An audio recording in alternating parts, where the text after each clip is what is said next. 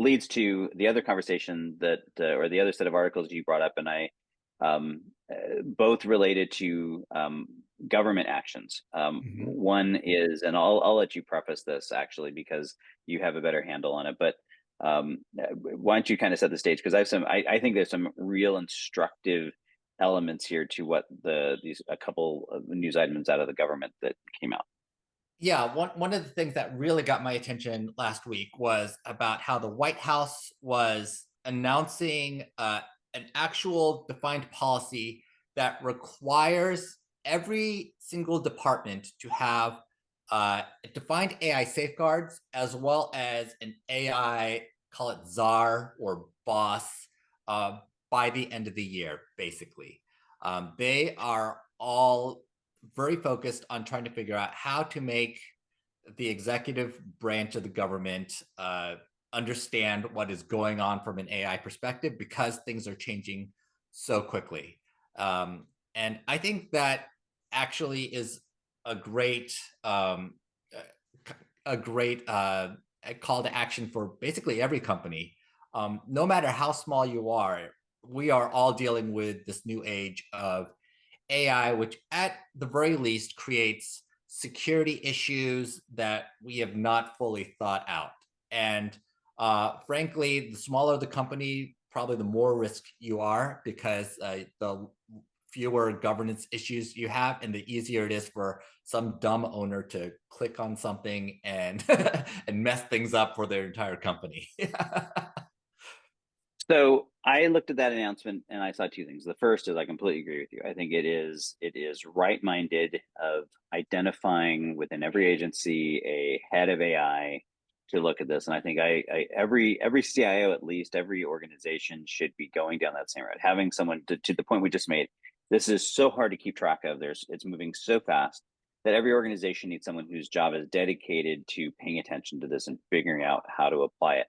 The part that I took umbrage with a little bit is that I actually read through that announcement from the White House Mhm. twice, looking for it's like, wait, there's got to be the other side of the coin because it's almost exclusively focused on risk mitigation. Mhm. It's exclusively focused on making sure and look at it's the government. I get it. That's part of their big concern is safeguarding. And I think from a regulatory putting, we've talked about this, right? Some of the because this is in response to that broader policy statement that the executive policy that Biden put out, talking about all of this from an overall perspective, industry wide and whatever. And I think that's all very important. But if I'm looking at it from the government perspective, and certainly from a company perspective, emulating this, you need to be looking at both sides, not just risk mitigation, but the innovation side. How am I leveraging this? Mhm. And where are the opportunities to create advantage from it, right? How do I apply this? Is investing in Microsoft CoPilot the thing that's going to get me the best bang for my buck, or is it some other approaches? And I think that having someone who's dedicated to looking at all of this is critical, but you need to be looking not just at I mean, honestly, I read the thing from the OMB, and it was like just all fear driven. And it's Mhm. like, okay, I get it. We need to be cautious, but we also need to be taking advantage of this immense opportunity of what we can do with this. And that was the part that I looked at and said, that was what's missing. And if I'm a CIO, emulate part, but expand it. You got to look at the whole picture. Right. I kind of think of what the Air Force did with their Kessel Run effort, basically saying we need a software foundry within our department to fully take advantage of open source and being able to move faster and acknowledge that all of our technology is software based at this point. Like, yes, we've got the cool fighter jets and all of that stuff, but we need software at the end of the day to be able to defend the country better and to make everything run better. And so they made that effort to actually build a software foundry because they knew that they had to take that next step. And AI is very similar in that we are going to need AI czars who not only understand the risks, but also the opportunities. So that makes a lot of sense. So, that, you know, but in that line of thought, we also saw that not only did the executive branch look at AI as a risk, but we saw that the U.S. House banned the use of Microsoft CoPilot within their organization. And when I'm talking about the House, I'm not necessarily talking about the representatives who, whatever, Marjorie Taylor Greene and, AOC are going to do whatever they're going to do. But the House has its own office of people that actually run things.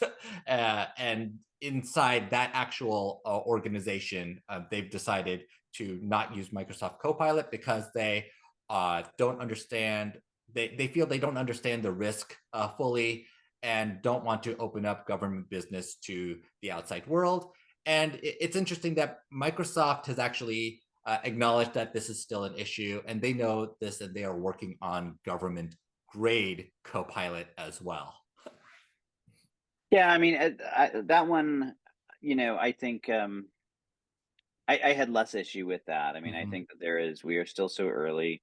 And what it really speaks to more than anything is that the actual value and benefit of using Copilot or any of the Gen AI tools is still so speculative that it's hard to justify the unknown risk, right? I mean, that's always the issue. And this is a government office and they're looking at this, and their big risk is the PR blow up of some kind of a breach because they just didn't know. And we something we haven't talked about a lot. But what's getting lost in the conversation a little bit is with the speed of development of LLMs and Gen AI in general, is that it's still a black box. I mean, there was prior to ChatGPT sort of taking the world by storm, there was a massive amount of focus on moving from black box to white box approaches to really creating visible AI, and it's almost all been lost because we literally have no way of understanding how an LLM is actually working, Mhm. and there's been so much perceived value out of what Gen AI can deliver that part of the conversation has almost been just completely skipped or put in the drawer, and it's going to be a barrier for certain applications like in government. So, I mean, I'm not actually familiar with what Microsoft's approach on their government edition. I saw in that news article that they had made reference to a government edition that was forthcoming, but I'm assuming it's just going to be sandboxed in some way. But the reality is, I don't know how you really do that in the grand scheme of things. So there's definitely going to be some challenges with that. But I will say, I think that if I'm an organization, so leaving the government aside, because there's organizations that are taking the same policy, and I think unless you are a defense contractor or I mean, I think there's probably situations, but in most cases right now, I think the value of experimentation outweighs the risk because you may be really secure and safe, but if you get left behind in this, with it moving as fast as it is, that I think that is going to be more dangerous to your survival. So, Mhm. it's a definitely, again, why you need that AIs are to help you weigh out that decision, and it's not an all or nothing. It's picking your battles, picking your places, and making your bets. I do feel like there's a little bit of a market for kind of what I'd call vanity IT, though. Like if you get that government grade air gap solution that is fully private and locked down like Fort Knox, then I feel like there will be at least some sort of niche market for that kind of AI as well once Microsoft puts Well, that and out. that goes all the way back to Databricks. That's where I think Databricks provides some opportunity, not only in the fact that they did it so fast and so inexpensively, but because of that approach, it's also a much smaller footprint. Mhm. At least in theory, they're talking about being able to build this model on the expensive infrastructure and then effectively migrating it so that my inference platform doesn't need to be nearly as extensive, which means it's now within the realm of possibility of running this locally or running within a captive closed environment. So I think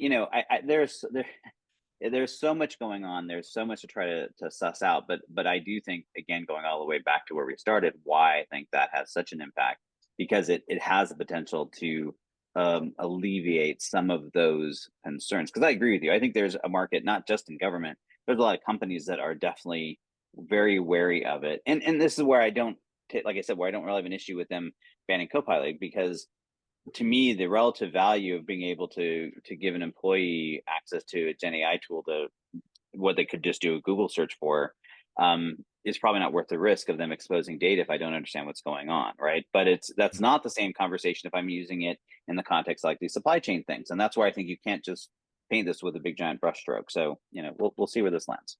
Yes, most of the things we do on a day-to-day basis are do not rise up to being a trade secret. Right, exactly, Mhm. exactly. And obviously, government's a little bit different, but not that different. And that's where we need to just start being able to differentiate between the different use cases. Yeah.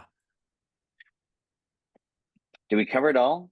Is that Gosh, everything? I think we've covered at least at a very surface level. We got to uh, the biggest issues that we were thinking about this week. Obviously, there's so much more to think about from an ROI perspective, a security perspective, a deployment perspective, a strategy perspective. And I feel like part of what really stood out this week was just how encompassing AI strategy actually is from an IT perspective this year. Even though it should honestly be a small part of your budget overall, it probably is going to take up a lot of your uh, mind just cycles this year from a strategic perspective, from an architectural perspective, from a talent perspective. So to kind of hammer home your point, there was one other article that we didn't talk about, and we don't need to go into it. But this, if I really boil everything we've talked about today down, it's that if I'm a CIO today, it's how do you apply real critical thought to looking at this landscape and trying to make sense of it? And probably the big thing is to recognize that there's not just one way to skin the cat. The article we didn't talk about was about Adobe and their use of what they're calling non-exploitive AI, which really just means they trained their image model based on licensed content, and how that's helping what they believe is they're helping them win in the market. That part of is aside whether or not you think that that's the winning play or not. The big point is that it's easy amidst these really big macro conversations to think that this is all just happening, and as a CIO, you're just sort of riding the wave and you have no control over it.